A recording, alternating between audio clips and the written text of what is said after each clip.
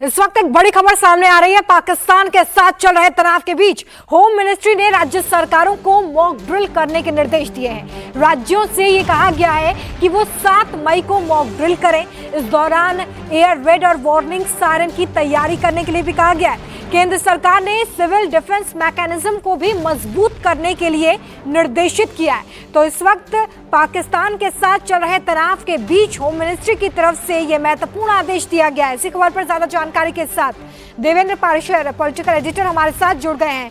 देवेंद्र जी, एक तरफ पीएमओ में ताबड़तोड़ बैठकें चल रही हैं, दूसरी तरफ होम मिनिस्ट्री ने यह आदेश जारी किया है। क्या मायने इन सारे एक्शंस के?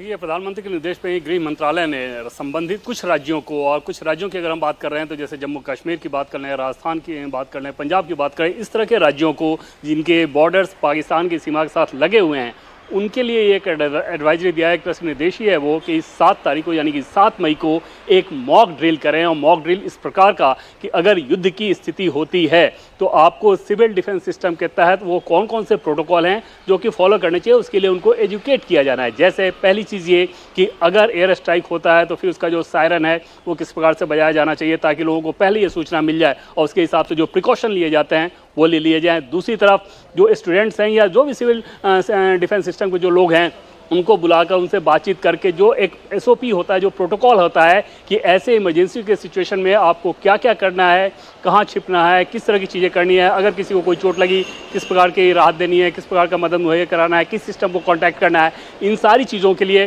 उनको एजुकेट करें। तीसरी चीज़ कि अगर वहाँ पर कोई बड़े प्लांट्स हैं तो उनको उनकी सुरक्षा किस प्रकार से की जानी है, वैसे कंडीशन में इसका मॉक ड्रिल कर लिया जाए।